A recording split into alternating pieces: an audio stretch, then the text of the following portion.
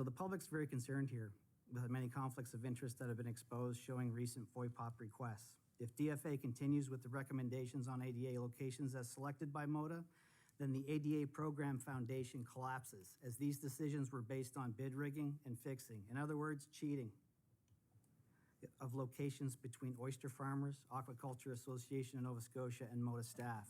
The ADA program will never be accepted by the public under these circumstances, so you need to think about that. So what's the way forward here, right? We thought it was with the motion that Councillor Malcolm Madden was putting forth tonight that no one seconded, so everybody here is really disappointed. Many conflicts highlighted here today could have been resolved, in our view, if Council agreed to send a letter to DFA requesting a redo on the 53 locations that we didn't feel we were consulted on. We felt it was the fair thing to do for all stakeholders, and it would be a sign of good faith to your constituents. We thought it was your only option. So what's the alternative now, right? Because you didn't do it, some locations are going to will undergo public consultation and some will not. Again, it's bias, right? It's just this imbalance all the time, you know, with the decisions that are being made here, and tonight is an example. And when there's an imbalance, you have to ask yourselves, are you violating Section 14 Schedule A of your Ethics Code of Conduct on fairness? We encourage you to read it because we've been reading it, and it looks pretty obvious that this is just not fair. So for any, you know, we thought that for any councillor or staff member here today that didn't agree with sending a letter to DFA, why is the better option, you know, to have a record of violating an Ethics Code of Conduct Section 14?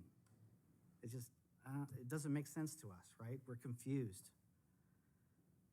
You represent us, right? We thought this was the right thing to do. We thought this was an easy relief valve. We thought this was an off-ramp that you could take. We were only asking for a letter be sent to DFA, right? Requesting public redo of consultations, not end ADA, not stall it, not delay it. We'd work with you to expedite that, obviously, to make that happen, but we never got the chance during ADA, and we haven't got the chance since, and it appears we're never gonna get the chance because everything has pushed the game, in this game, we're pushed to the end state, right, of being forced to provide comment in writing in the final 30 days. Anything we say, do you think that's going to change anything that took them 6 years to get here? Nothing's going to change. We know that. It's just going to be a formality. You're going to write a letter and provide your insight. They'll take it and say, thanks for your information, but nothing's going to change. It's not going to change the nature of how ADA is going to be rolled out. So in our view, you know, we have no choice, right? These documents are available. The FOIPOP information is on your website.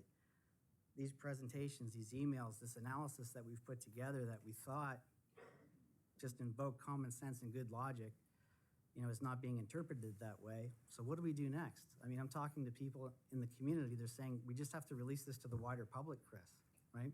We have to send this to the media. Let them deal with it. Put pressure on that way because we're just not being listened to, right? There's just the inherent bias that's at play here is overwhelming and it's outrageous.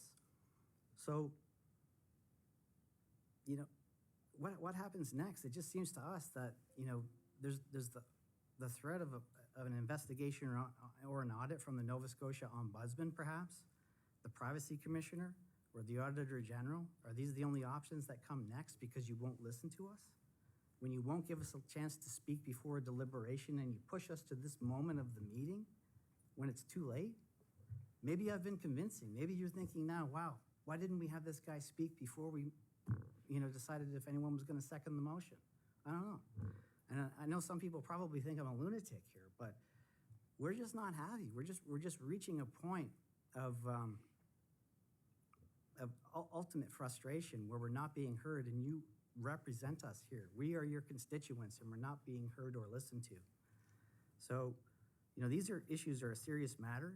We thought they were easily resolved by asking, you know, to send the DFA letter and redo public consultation, and it's not happening. So I appreciate your time. I'm sorry that I went longer than the 5 minutes, but thank you so much for allowing me to put this on record and hearing what I had to say. And if there's ever that moment in future sessions or decisions or discussions around ADA, please factor this information, these emails that we've provided you as a package going forward. And again, we're trying to do this in good faith and trying to make sure that the right thing unfolds for everybody, because this is not about ending ADA.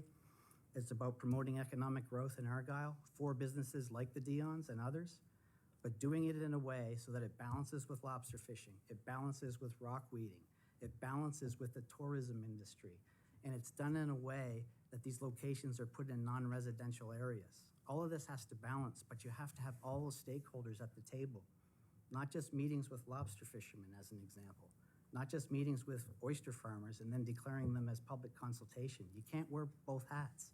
If you're industry, you're on one side. If you're on the public and you're affected negatively, you're on the other side, but you can't be both.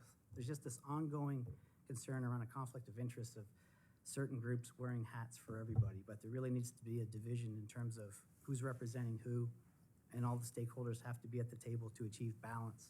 Balance is what we're looking for. Balance is not what we're seeing. Thank you. Thank you.